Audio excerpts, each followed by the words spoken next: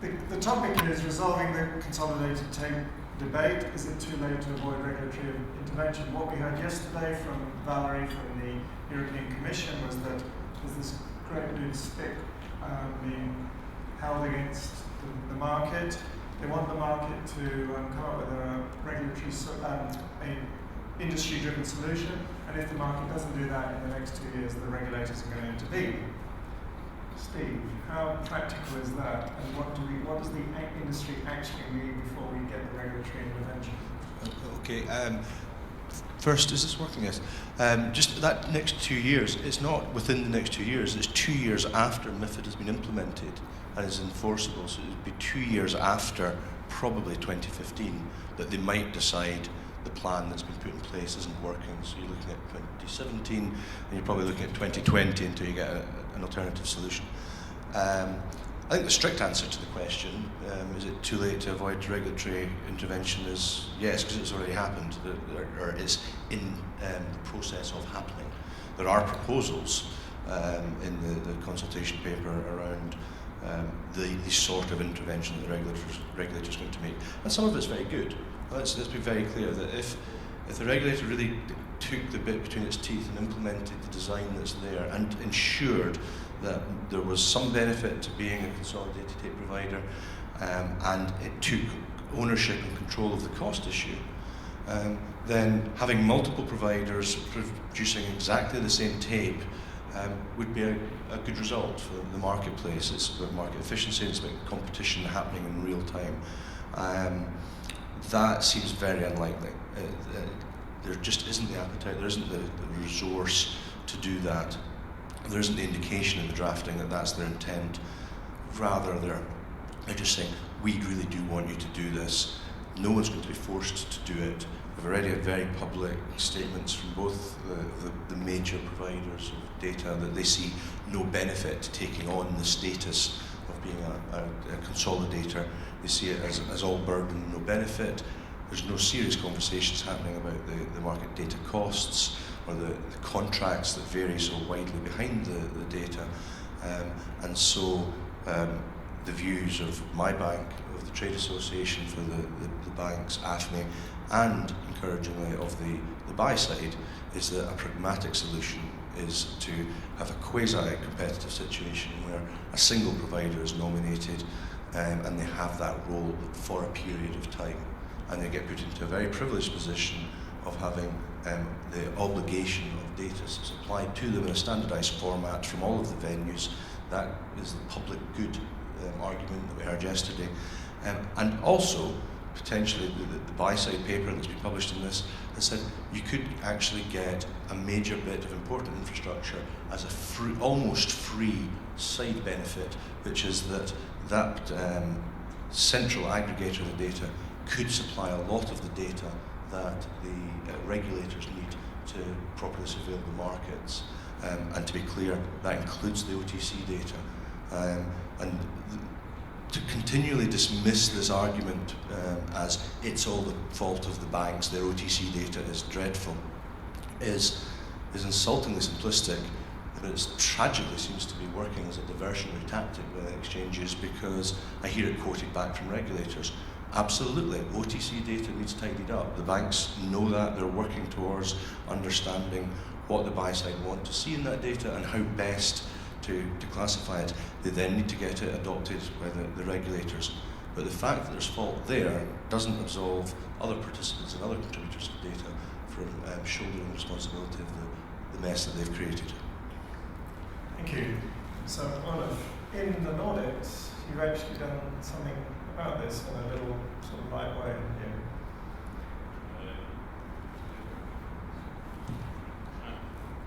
here. Okay, I'll use Steve's instead. Yes, we have, because one of the things we noticed very early when we launched 3 years ago was that it's very easy to set up your MTF, your matching engine, recruiting staff and systems, everything in place. But one major driver against your customers using your MTF is that they can't see the prices. So what we did, we worked with all our 13 banks and stakeholders very close with them and their trading infrastructure people on primarily the retail side, because that's where the bulk of the majority, the number of clients are, who don't have Bloomberg, who don't have Reuters at $2,000 a month. The only thing they have is the bank's trading application. We worked together with them and ended up with what I call a poor man's consolidated tape, where we established a new standard together with the Dealers Association and the main regional banks, and simply put it together in less than 6 months. Once we agreed on, how to include what venues, it was done very quickly, and now I think all 13, maybe except one, can show MTF prices side by side with the primary on their client trading screen. And its action, I think, speaks more than words. I've been attending these conferences for 3 years. So I think the original question was, are regulators too late? No, I think regulators should get their act together and accelerate this process, because according to our calculation, we estimate the European exchange revenue just in market data to be somewhere around €1 billion a year. So of course, nothing is going to happen before regulators step in and enforce this. That's my view.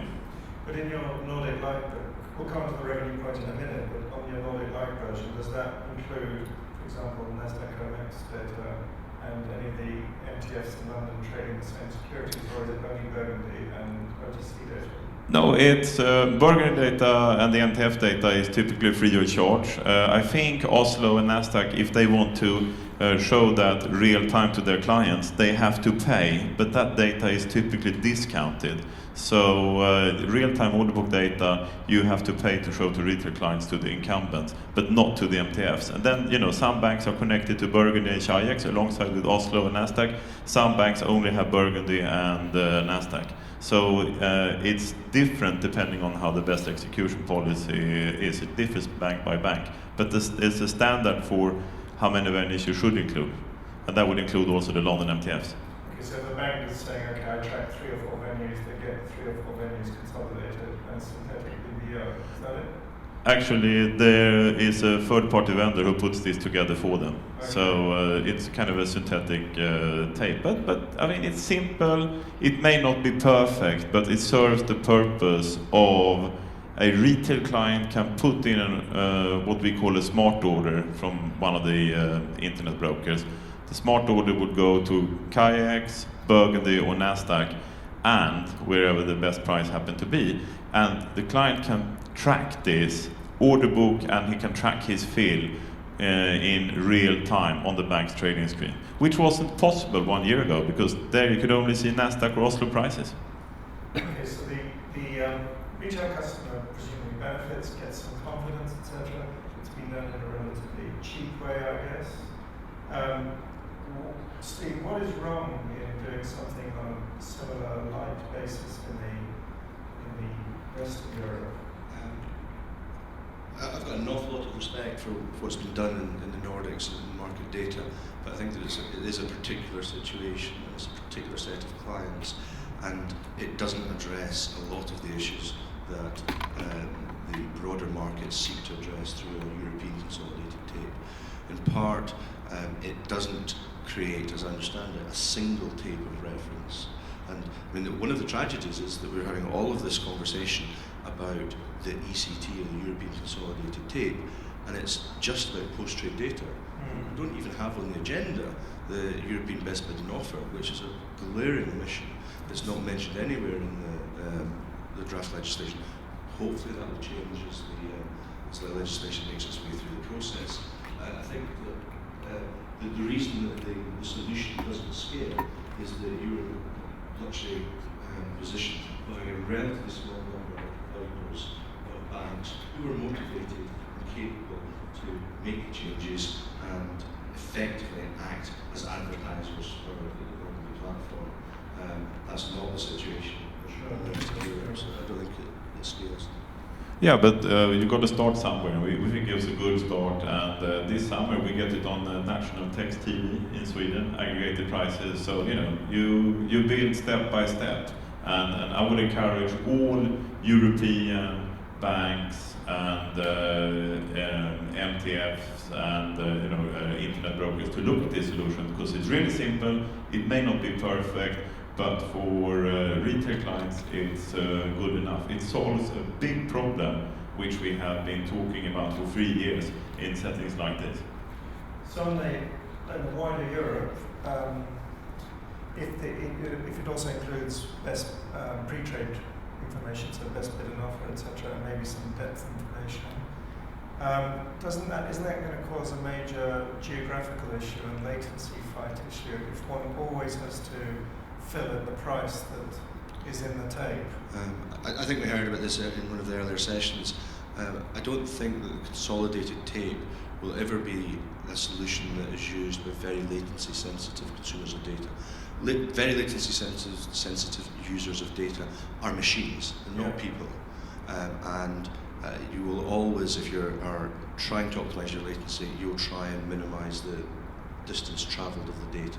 So there's always going to be a market for direct point-to-point contacts and self-aggregation. Let's be very clear, most of the big banks don't need this data to drive their systems. We've got smart order routers. It's not in anyone's thought that we would rip out the wiring that's there and put the consolidated tape into our smart order router, because there would be a degradation in performance. What would be lovely to do is to, over time, evolve our system such that all of the data from the different venues comes in exactly the same format, so that the maintenance and development of the system becomes simpler over time. Because at the moment, every venue we contact or we get data from, we need to in some way handle their own proprietary API for the data. And this situation where being able to understand the data that comes out the back of exchange being valuable intellectual property, as in just the capability of consuming the data is an expensive asset to acquire, is an absurdity in a market that's obsessed with transparency. It so flies in the face of it, it creates frictional costs that are completely avoidable. So it's no use for HFTs. For the institutions that trade large blocks and use banks to use their capital to help them, it's of no use to them really, or not much use, because they get VWAP or whatever over the day. Is it well, I think that VWAP's a case in point, where having a single tape of record to go to say this is what the VWAP was is going to be a tremendous step forward.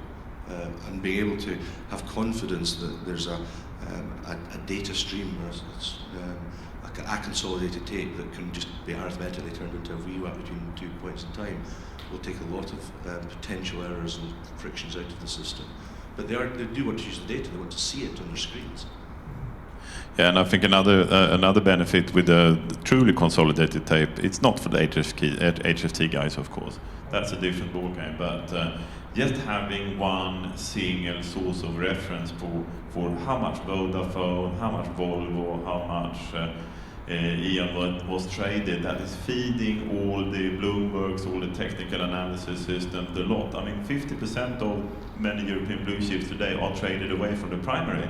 I meet fund managers every week. When they do the risk management and the liquidity budgeting for their position, they still look at only primary, because the system is not consolidating total turnover, high, low, close. So there's a huge benefit in having this consolidated post-trade tape as soon as possible. In my view, it's only money that's preventing it from happening. May I just pick up on that point very briefly? So not only would the risk measurements become better and more accurate, but many of these, many institutional investors have mandates that restrict their investable universe, or their positions that they can put on in a stock, to a percentage of average daily volume. A lot of those are still legacy mandates that say you must be no more than, say, 30% of the average daily volume on the primary market. What this does, and then factor in the size of the fund, and they decide what their minimum viable holding is. And for lots of these funds, it's tens of millions of pounds. It's just not worth owning less than 10 or 20 million pounds worth of stock. And then when they look at the average daily volume, they find that that's restricting them to 5 million. So that stock just falls out of their investable universe. And these are the SMEs. These are companies that they cannot get, they don't trade in because they're using the wrong data. If they had an official consolidated tape, it would be very easy for them to revisit their mandates and say it should be done with reference to the official European numbers, and a large number of smaller companies, less liquid companies, would become investable to these big pension funds, and they would become more liquid, and the market would work. You were talking earlier about how to get the market working better as a source of revenues for smaller companies. Well, that's one way that it could happen. So the big barrier, as Olof says, is €1 billion of revenue per annum from the exchanges. Also Reuters and Bloomberg have a huge revenue stream. So it's not realistic to expect that to be unbundled in any meaningful way. Is an alternative, therefore, to create a standard, then all the individual banks own consolidated tapes, which they've created, could be regulated by this standard, could comply with the standard, and then you don't have to go through all of this unbundling. You just say, yes, we meet the EU standard on a consolidated tape. And I think we would happily do that. I think everyone's in favour of reusing technology, but the market data licenses we've got prevent us from being onward distributors of data, and so we cannot turn ourselves into market data vendors because we don't have the right without paying the damaging license. So that's the bit that needs to be fixed. So that's not the technology's there. Yeah, exactly. There are multiple potential providers. It would be lovely if the solution to this was that someone who wasn't vested interest, it wasn't a bank, it wasn't an exchange, someone stepped forward and said, we can produce this because we've got the infrastructure lying. We don't need to have a big spend to do it. But they need the support of the regulator to handle the fact that every data feed has got a different set of licenses. The contracts are, excuse me, the contracts are obscure and difficult to manage. There's a whole cottage industry in just understanding what these licenses are. No, I completely agree with Steve there. I mean, this is a classic case where the public interest in having liquid and transparent markets, the man in the street today doesn't know what is going on, versus a for-profit interest with shareholders of the main incumbent. So of course the regulators got to step in sooner rather than later if something is going to happen.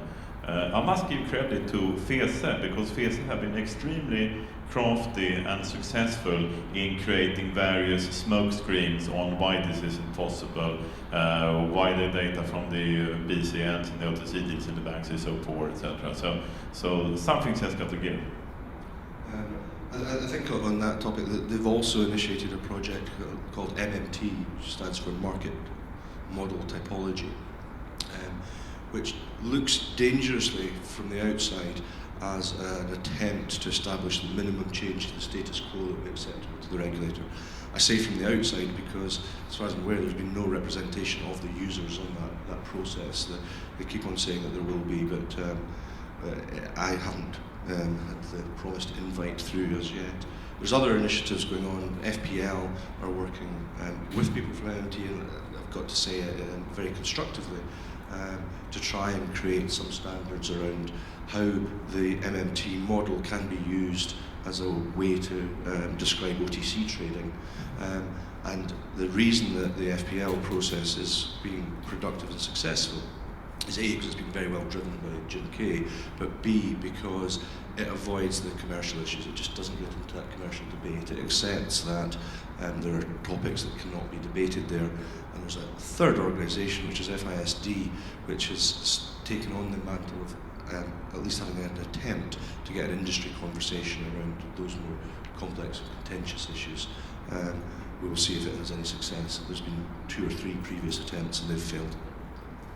And they failed presumably because the exchanges can just hold on to their positions. and just say, we're not going to change our contracts. This is the model, we're not going to break it. One initiative was the ECTG, European Consolidated Group, which burnt hundreds of man-hours in deciding its remit. It didn't get as far as actually discussing anything that was substantive. It met 4 or 5 times for 3 or 4 hours per time. And at the meeting where we said that the remit was finally agreed, FISI said that unfortunately they weren't able to remain involved in the process because they were working on something else. That sounds like a Security Council debate to me. It sounds like Peter Randall's attempt to get a CCP license in Italy. Are there any questions from the audience?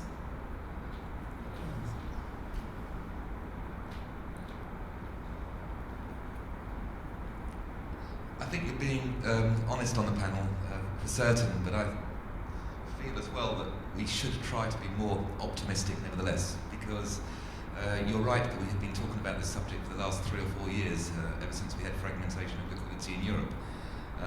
And I think that probably, in my own view, is that we are underestimating perhaps the 3 phases which need to be done in order to solve this problem. 1 being the standardisation of data, 2 being somewhere around the time stamping, and 3 obviously the big nut to crack, which is the price. Standardisation work, and you've been on that group, Stephen, and should be thanked for your efforts, as well as Jim Kay and others, I think has made significant progress to where we were this time last year.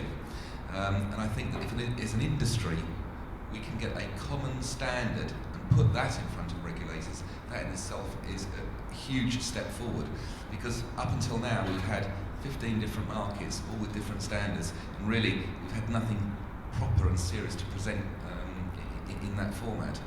So I think that the standards work should continue, and as such it's helping us make some sort of progress here, and I feel more optimistic that we're going to get somewhere rather than 2020. I share some of your optimism. I think that, and I will, hopefully to finish off the conference, be very, very candid and say that if the MNT could deliver on its technical promise and stop just being a marketing tool for FISI, if they could actually turn it into something that they use within the industry, then yes, they've made a real progress. The problem at the moment is that there are those that see it not as a solution to a problem, but as a way of avoiding addressing a problem. I also think that there's some optimism that the market data costs are going to be addressed. I was at a meeting at ESMA recently on this topic, where they wanted to know what was happening in the industry, and it came over repeatedly in that meeting that it is very high on the list, on the agenda of multiple parties in Brussels, that they need to do something about market data costs. Can I just, what do you think is the right cost for market data, pan-European market data in your opinion? If you're asking me personally, or asking me from Deutsche Bank, we think the market data should be free. We think that the post-trade data should be free because it's a public good, and that there will be more trading as a result of it, and that venues should have faith in their own ability to provide an execution service such that they will benefit from increasing the amount of trading by distributing that data free. No, encouraged by your optimism there, Graham, but sadly, having looked a bit in depth in, for example, telecom operators, what has happened very recently in Scandinavia, I don't know UK operators, but what has happened very recently is that some of the largest telecom operators have now, once the roaming caps have been decided by the Commission, 20 years of lobbying from the telecom operators, they have been able to take out so much additional revenue from their clients when they travel abroad and use spare capacity in the broadband network to please the shareholders. So now the price difference can be 90%. If I'm here in Turkey, for example, with my mobile telephone, and now have used the fee cap from those telecom operators, the bill when I get home will be 30 euros instead of 1,000 euros. That, I think, is a similar analogy that you can look at when it comes to market data cost. So, of course, it's not going to be free of charge, but 1 billion is probably too much. It's hindering competition, and it's making markets less transparent. So, in that aspect, MiFID was a total failure. Have we got any phasing members in the room that want to comment? Maybe Deutsche Bank. Can I put you on the spot and ask you to comment? Time for a drink. No, don't worry. I think exchanges do a credible and important job in matching orders, and market data is a product out of it. It has a value. It's for Deutsche Börse, we provide that data free of charge to all the traders, to all the users of the exchange. But for the public, it has a value, and certainly it has obviously a value for then MTFs and other platforms which use that market data to do matching then on basis of all market data, and there should be a price for it. I think that in any, I think you're right. I think my view is a personal one, that the public good would be better served if it was free. I think a more attainable goal is that market data is supplied in a way that represents or reflects a competitive market, and in a competitive market environment, the cost that you can charge for any product or service is related to the cost of production and the cost of distribution. At the moment, the marginal cost of production of this data is very, very close to zero, because you have to produce it for the regulators anyway, but yet the cost of distribution, which is the important bit, getting it out there and advertising what's happening, is being serviced by a competitive environment and doesn't add very much to the cost. The vast majority of the cost of market data goes right back to the provider of the data, and the only reason that they can charge as much as they do is because historically they've had a monopoly on it. Go on, left hand on. Now, I have a proposal. All exchanges and MTFs start up their own, based on that, start up a European-wide market surveillance company where they have a stake together with the buy side, because those are the guys that often complain about market data, including some banks who have to pay to display prices to their retail clients. On top of that, they can be the consolidated tape driver, and you can sit around that board and discuss what's an acceptable level. But the only thing we know is that today it's too high, because Volvo is now trading on 20 venues, and the buy side have to buy at least 10 new price feeds to be able to see the complete picture. That's wrong, and it doesn't do the market any good. I would love to see that. I would love to see that. You'll be a shareholder then. So actually, we should be careful for what we wish for. So if you have what we've seen with the introduction of the MTFs is low transaction charges and fragmentation increases market abuse potentially, because if you look at what the MiFID II consultation documents say, as Steve Neiglick said yesterday, 13 billion per annum for one asset class, no reflection on the cross-market abuse that's going on. So the reality is, if we have free market data, then the costs are going to pop up somewhere else. The marginal cost is probably not zero. There's more than just the trading engine to do all the distribution to get out into the structures. There's the running of the contracts, etc. So maybe actually the solution is buy something like a market surveillance utility, because it needs the same infrastructure. But again, the FESI members don't necessarily want that, because they don't want to give up control over data.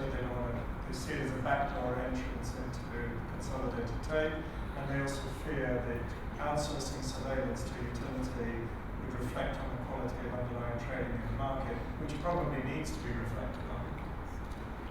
But members want a well-surveilled market. That's a market not just that passes the test that it's being surveilled to meet regulations, but actually one that works and stops malfeasance in the marketplace, because then the trust in the marketplace grows and the volumes grow, and we would strongly support any initiatives to try and create that. And then maybe there should be a push to get FESI to try and create this consolidated surveillance. But I'm sorry.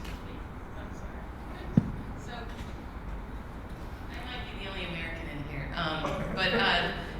there is this little thing called the SIP, right, in the U.S., right? It's industry-led, all of that, mandate and all that. And I have to say, the quality is what the quality is. It's best bid and offer, and that's it. So, again, I think that there is a tension between the data providers, the exchanges that have a revenue stream with that data. I think what you need to do in Europe is we need to look at standardizing our formats and how we report trades. And if there's some consistencies there, then I think we'll go a long way. I don't think it's about the technology solution or the quorum that governs it. I actually think it's about commonality on the data that's reported.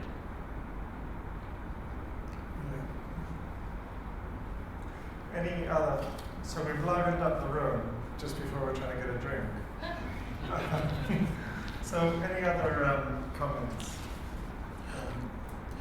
Could I just add one thing on surveillance? Because it seems one misconception, I think, is that one stock traded on 5 MTFs, the primary market loses total control on what's going on. Typically, you find the same customers, the same banks are members of those exchanges and MTFs.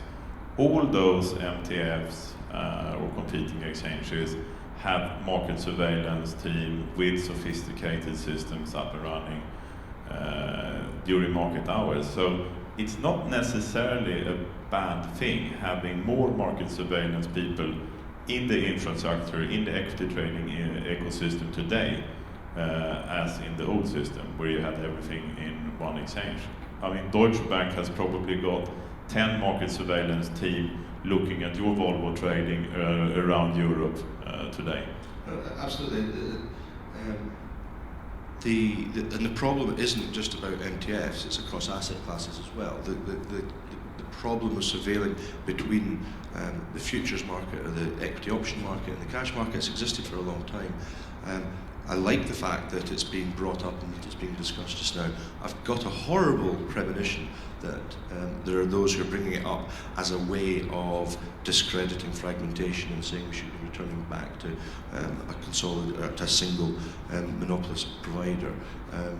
I don't think that that's tenable, but I've seen other arguments that I don't think are tenable actually winning out the day.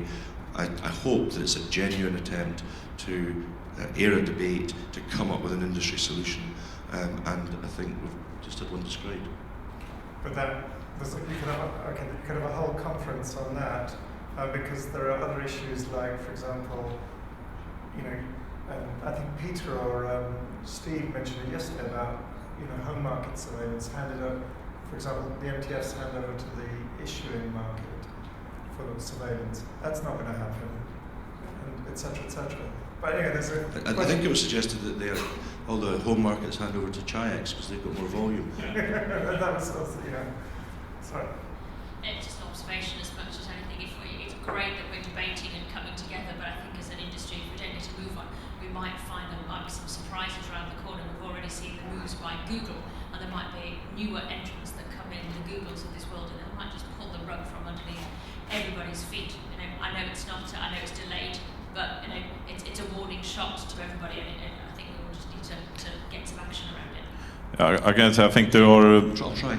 It's a nice attempt. It's an excellent attempt. Google can do that, but I can assure you, I've been designing those market data contract myself when I was with Nasdaq, so they are pretty lawyered up. But I think Nordic Light is something to look at as an experiment. It serves its purpose in the Nordic region. You got millions of active retail clients using it every day, and I don't know, Brian, how much more time we have, but I feel more like a Turkish delight than a Nordic Light. Okay, I think we can go down on Turkish delight. Or do you want one more question on this topic?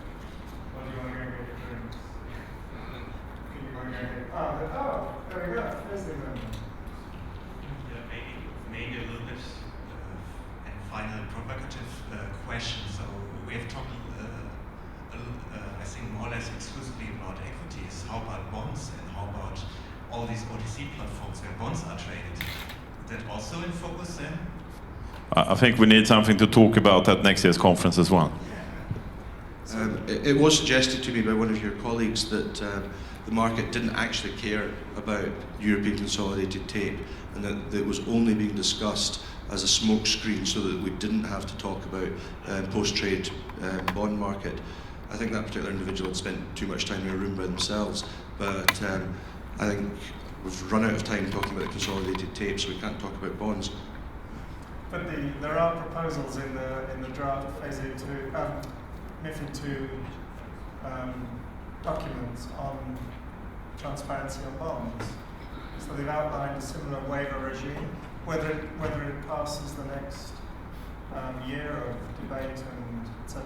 But at the moment there is a proposed pre and post trade transparency regime making it look like equities, and for a trade above €5 million, that would have no exposure to the market. There would be no transparency to the market, other than that there was a trade.